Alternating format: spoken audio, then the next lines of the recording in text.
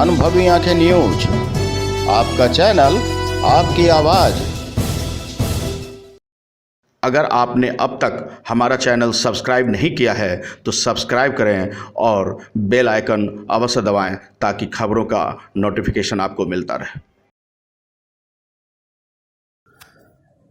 बलात्कार और यौन शोषण के मामले आपको प्रतिदिन अखबारों और टीवी चैनलों के माध्यम से देखने और सुनने को मिल रही है, लेकिन आज हम आपको बिहार के वो 5 बड़े मामले यौन शोषण के बताने जा रहे हैं जो बिहार के सूबे में खलबली मचा दी थी।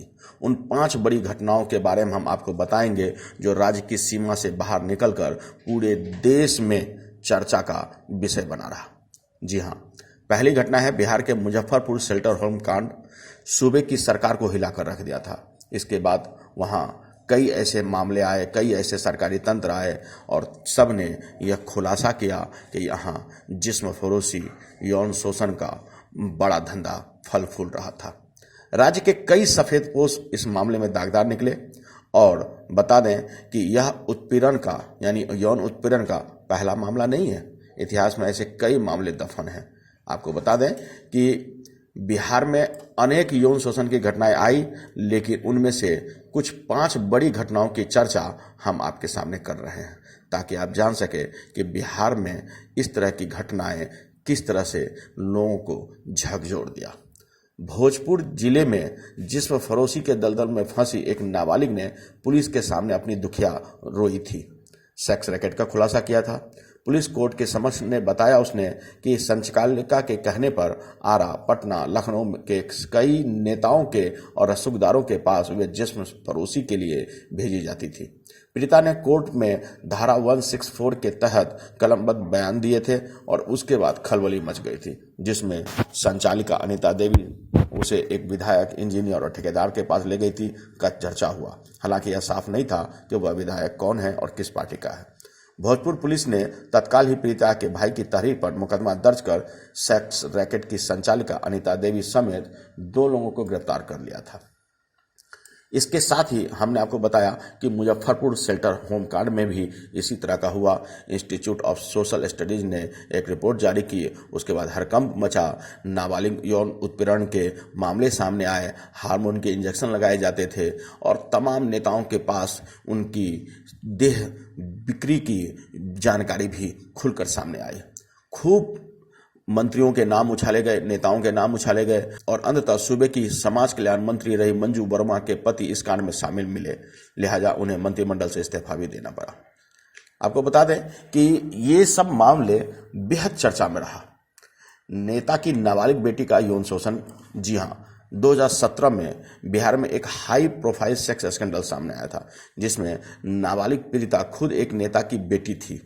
उस लड़की को शादी का झांसा देकर निखिल प्रियदर्शी नामक एक शख्स ने अपने जाल में फंसाया और कहते हैं कि जिस्म को लोगों ने नोचा और इस मामले में कांग्रेस नेता के साथ साथ कई जाने माने लोग आरोपी थे जिन्होंने लड़की का देह शोषण किया। इसी तरह का एक मामला नालंदा में भी सामने आया था। बिहार में राष्ट्रीय जनता दल यानी आरजेडी के नेता थे राजबल्लभ यादव। उन्हें पार्टी प्रमुख लालू प्रसाद यादव का करीबी भी माना जाता था। कहते हैं कि उनकी रसूख बहुत ऊंचे थी। पार्टी के टिकट पर वे विधायक थे। नेताजी का मामला बिल्कुल ठीक चल रहा था। इसी में अचानक एक भूकंप सा आया। नेताजी यौन उत्पीड़न के मामले में फंस गए। नालंदा निवासी एक नाबालिग लड़की ने उस पर यौन शोषण का आरोप लगाया। लड़की ने पुलिस और कोर्ट को बताया कि एक महिला की मदद से वे नेताजी के पास गई थी। राजबल्लभ यादव ने उसके साथ ज्यादती की और आरोपी नेताजी और उनके सहयोगी बनी महिला को अदालत ने सजा सुना दी। अब दोनों जेल में हैं। यह मामला खूब बिहार में चटकारे लेकर लोग देखते रहे, सुनते रहे। देश भर में इसकी चर्चा हुई। इसी तरह की एक घटना शिल्पी जैन मर्डर केस का भी है। 1999 में उन दिनों लालू यादव का राज था। कार्यकाल के दौरान शिल्पी जैन और गौतम सिंह की हत्या का मामला खूब सुर्खियां बटोरी।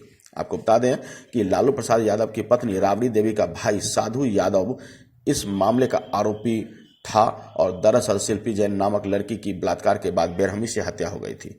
मामला सत्ता से जुड़े लोगों का था, लिहाजा रफा दफा हो गया। जब बात बढ़ी तो सीबीआई पहुंची, लंबी जांच चली। देश की सबसे बड़ी जांच एजेंसी ने भी इस मामले की फाइल अंततः बंद कर दी। यानी साधु यादव पर लगे आरोप ही रह गए। आपको बता दें कि इस तरह के ये 5 घटनाएं हैं जो बिहार के यौन शोषण के मामले में खासी चर्चित है, खासी खूब चर्चा बटोर चुकी है।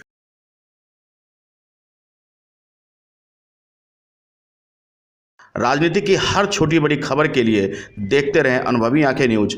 चैनल को लाइक सब्सक्राइब अवश्य करें। कमेंट बॉक्स में जाकर आप अपनी राय भी अवश्य लिखें।